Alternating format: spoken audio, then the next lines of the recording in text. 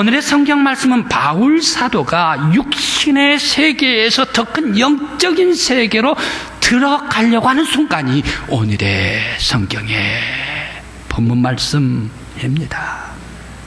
영적인 세계를 들어가려고 할 때에 그는 엄청나게 놀라운 그러한 신령한 세계를 바라보게 되었습니다. 그래서 더 큰 세계를 바라보면서 바울 사도가 영적인 세계에 들어가려고 하면서 아주 그는 놀라고 있는 모습입니다. 오늘 우리 믿음의 성도들도 영적인 세계를 바라보면서 하나님께서 주시는 계시의 음성을 들을 수 있는 여러분들이 되시기를 간절히 기원합니다. 왜 바울 사도는 자기 자신을 고백하면서 나는 오늘 11절 말씀에 내 생각은 어린아이와 같았다. 그리고 내 말하는 것이 어린아이와 같았다. 그리고 내 생각하는 것, 보는 것이 어린아이와 같았다라고 어린아이 같은 심정을 시인해버리고 말았을까? 사람들은 되게 자기 자신이 어린아이와 같아, 애 같다 그러면 싫어하지 않습니까? 바로 그것을 시인하고 보여주기가 싫어서 감추고 하는 것이 사람들 아닙니까? 그런데 왜 바울 사도는 내가 어렸을 때의 어린아이 적의 말과 생각하는 것 모든 것 다 버렸노라 라고 지난날에 있었던 어린아이의 삶, 이것을 버렸다, 아이와 같은 심정을 시인하고 있을까? 바울 사도는 어떤 면에 있어서 누구보다 열정이 뛰어난 사람, 정열적으로 활동했던 사람, 장성한 능력 있는 사람이 바울 아닙니까? 율법에 대해서도 또 그의 지식에 대해서도 하나님을 섬기는 그러한 열심에 대해서도 누가 그를 따라올 사람이 없는 사람이 바로 이 바울 사도 아니겠습니까? 그럼에도 불구하고 사도행전 22장 1절에서 5절 말씀에 나는 가말리엘 문화생입니다. 그리고 나는 길리기아 다소성의 로마의 시민권자입니다. 그리고 나에게는 대제사장 위임해주는 그런 대제사장의 직분, 일을 할 수 있는 그런 공문이 있습니다. 감옥에 잡아들여버리면 내가 잡아들일 수 있는 그런 제사장의 임무까지 내가 띄고 있는 사람입니다 라고 사도행전 22장에서 자기를 고백을 하고 있는데, 이렇게 엄청나게 크고 장성하고 훌륭한, 당대 필적할 수 없는 그러한 훌륭한 사람이었었는데 왜 그는 나는 어린 아이와 같았습니다. 생각하는 것이, 말하는 것이, 그리고 보는 것이 아이와 같은 어린 아이였습니다 라고 얘기를 할까요? 그는 그의 마음 생각이 어린아이와 같이 우쭐거리고 좋아했을까요? 어린아이와 같은 그런 심정이 있었을까요? 왜 자기 자신을 어린아이와 같다라고 고백해버리고 말고 있나? 더구나 11절 말씀에서 바울 사도는 어릴 적 말과 생각을 다 버려버렸다면 이제 완전한 어른이 되지 않았습니까? 완전한 어른이 되었으면, 어른이 됐으면 시야가 넓고 생각하는 것도 넓고 생각하는 것도 깊고 보는 것도 완벽하게 볼 수가 있는 어른 아닙니까? 그럼에도 불구하고 12절 말씀에서 나는 희미하게 보고 있다라고 얘기를 합니다. 그리고 나는 지금 부분적으로 보고 있다라고, 왜 이렇게 바울 사도는 장성했음에도 불구하고 자기 자신이 시야가 좁고 부분적으로 보고 있는 사람밖에 되지를 않습니다 라고 고백을 할까?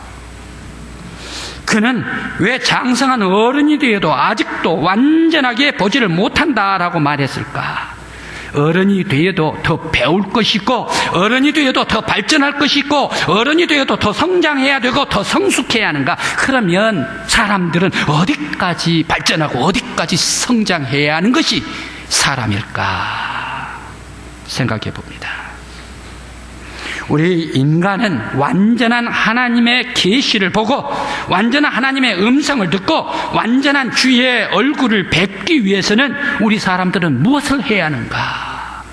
신령한 계시, 신령한 말씀, 신령한 하나님의 거룩한 성안을 배우기 위해서 우리 사람들은 누구의 도움을 받아야 할까? 내 스스로 보아야 하는가? 아니면 다른 누구의 도움을 받아야 신령한 계시를 볼 수가 있을까? 오늘의 초점입니다.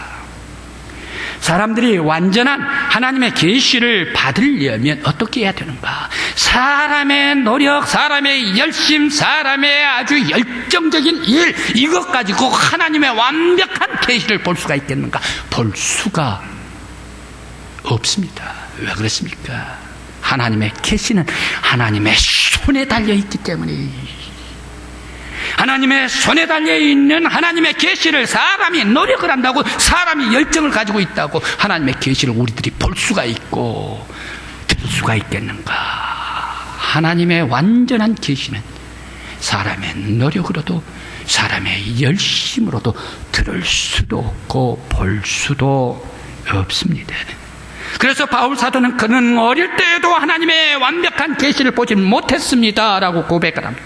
장성했음에도 불구하고 완벽한 하나님의 계시를 보지를 못했다라고 고백을 하고 있습니다. 사람의 힘으로서는 완벽한 계시를 볼 수도 들을 수도 없습니다.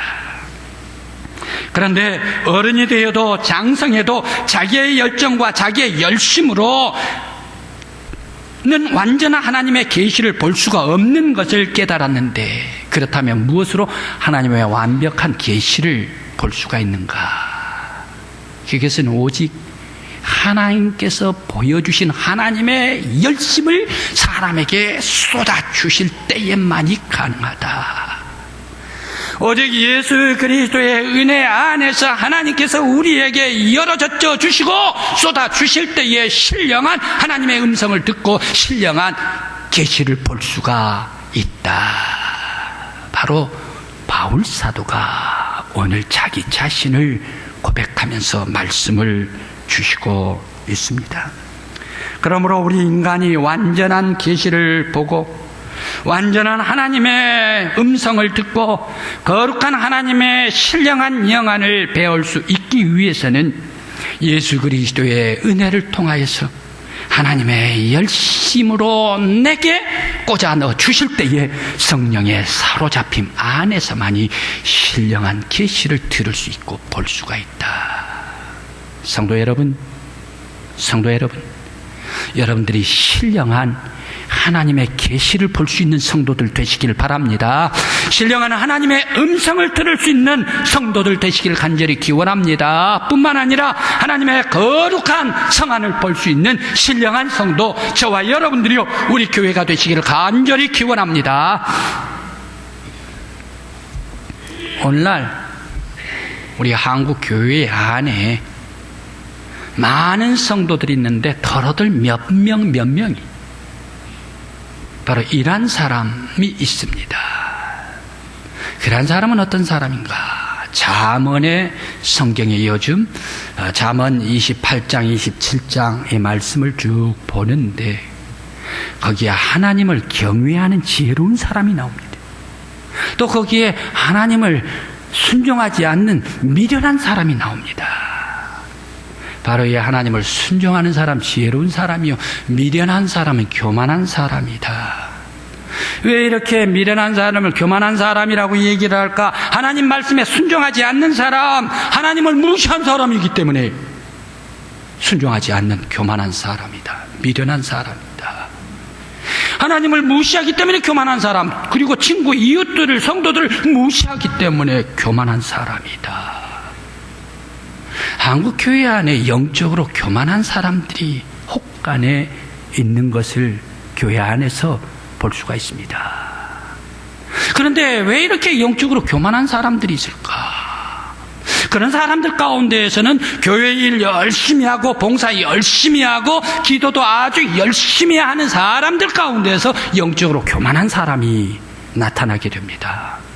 그렇게 열심히 하지 않는 사람들에게는 영적인 교만이 별반 없습니다.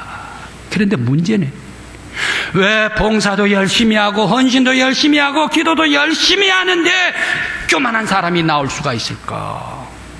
봉사 많이 하고 기도 많이 하고 헌신 많이 하면 예수님과 더불어 기도 속에서 영적으로 교제를 나누기 때문에 예수의 삶을 닮아가지고 더욱더 하나님의 형상에 따라서 더욱더 사랑스럽고 더욱더 부드럽고 너그럽고 예수의 성품을 가져야 될 것 아닌가? 그런데 왜 전혀 반대로 교만기 흐르고 자기 혼자 하면서 다른 사람 무시할까?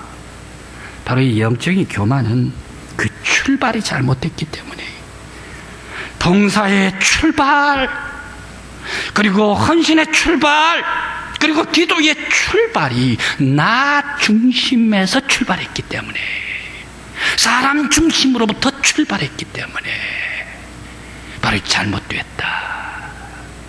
나의 봉사가 하나님 중심으로, 나의 헌신도 예수 그리스도 중심으로, 나의 기도도 예수 그리스도 중심으로 기도해 나갈 때에 바로 예수의 사람, 하나님의 사람, 신령한 은혜를 받는 사람, 더욱더 섬기고 봉사하는 아름다운 사람이 될 수가 있지 않느냐. 바로 이 출발이 나로부터 출발했기 때문이다. 우리 성도 여러분, 우리 교회 안에서 우리 믿음의 성도 여러분들께는 이러한 영적인 교만한 것이 전혀 나타나지 않고 멀리 나가고 오직 하나님의 은혜, 예수 그리스도 중심으로 성령의 사로잡힘으로 말미암아 신령한 하나님의 은혜와 신령한 하나님의 사랑을 볼 수 있는 저와 여러분들이요 우리 교회가 되시길 간절한 마음으로 기원합니다. 나라와 민족과 사회는 하나님 중심으로 돌아갈 때에 발전합니다. 번성합니다. 사람 중심으로 가면 몰락하고 패망할 수밖에 없습니다. 역사적으로 그렇습니다. 독일 헤겔이 1800년대에 베를린 대학의 두 번째 총장으로 취임했습니다. 그는 연설을 했습니다. 온 세계 모든 나라들이 우리 독일을 중심으로 해가지고 온 세계가 하나가 돼야 된다라는 이런 연설을 했습니다. 헤겔, 이 사람은 어떤 사람입니까? 합리주의적인 철학자입니다. 정반합. 그래, 반이 있다, 합이 있다. 그래서 더 발전되고 그 다음에 하나가 나오고 또 여기에서 또 반대가 있다, 또 합이 나와가지고 합리적으로 정반합, 인류가 역사가 발전된다라는 그러한 철학적인 인간학적인 사고 속에서 출발한 그러한 사람이 헤겔입니다. 이 사람이 독일 중심으로 해서 세계가 하나가 돼야 된다, 이 얘기를 하고 나서 100년이 지나갑니다. 그때 누가 나옵니까? 나치스가 나옵니다. 나치 독일. 이 사람들은 어떻습니까? 독일 민족 어떤 민족인가? 아리안 민족이다. 아리안 민족이 최고다. 세계에서 가장 우월한 민족이다. 이 아리안 민족 중심으로 해가지고 온 유럽, 온 세계가 하나가 돼야 된다. 이 아리안 민족 우수성을 표방하면서 침략하고 나아갈 때 온 유럽이 그야말로 전쟁의 도가니로 떨어져 버리고 말았지 않습니까? 이 사람, 아리안 민족, 사람 중심으로 나아갈 때에 독일은 어떻게 돼버립니까? 2차 세계대전에 패망해버리고 말았다. 아주 몰락해버리고만 그런 독일이 되십니다. 일본도 마찬가지입니다.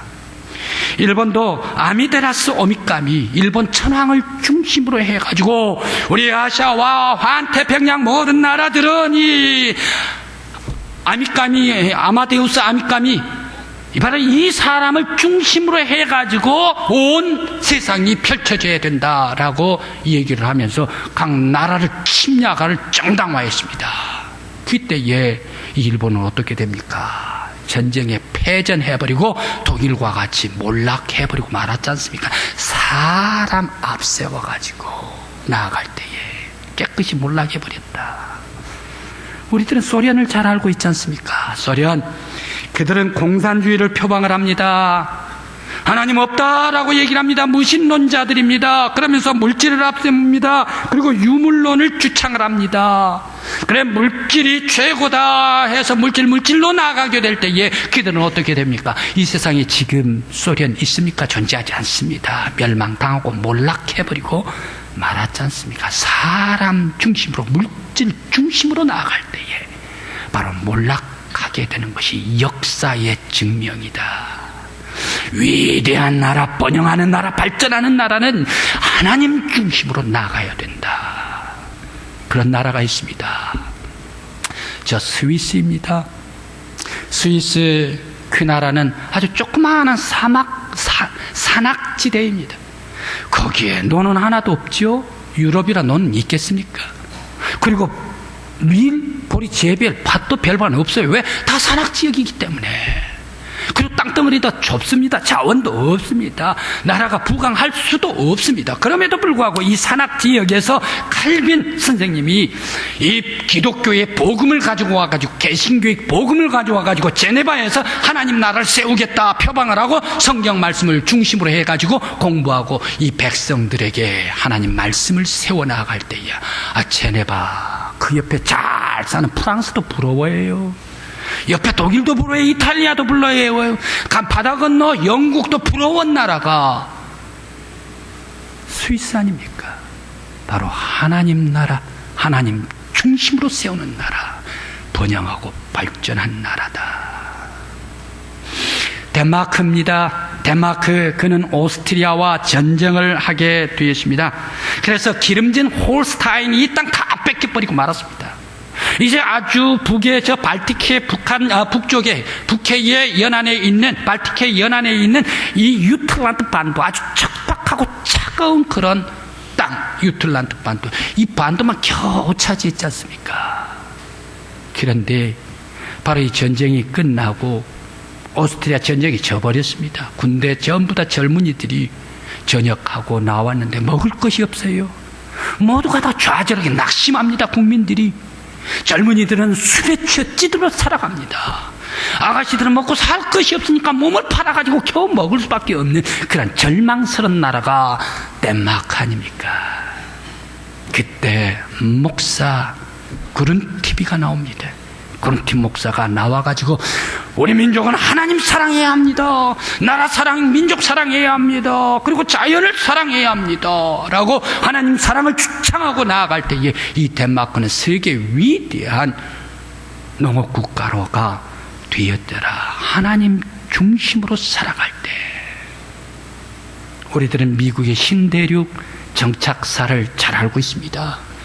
신대륙으로 넘어오는데 하나님 잘 믿고 예수 잘 섬기기 위해서 넘어왔습니다. 교회를 세웁니다. 그러면서 온 세계 속으로 선교사를 보냅니다. 하나님 중심으로 살아갈 때에 누가 오늘날 이 미국에 대해서 두 번째다 세 번째다 얘기를 하겠습니까? 초강대국이 미국이 되지 않습니까? 왜 그렇습니까? 하나님 중심으로 세워준 나라, 하나님 중심으로 일하는 나라, 하나님께서 지키시고 하나님께서 보호해 주시고 하나님께서 발전시켜 주시고 번성하게 해 주셨더라.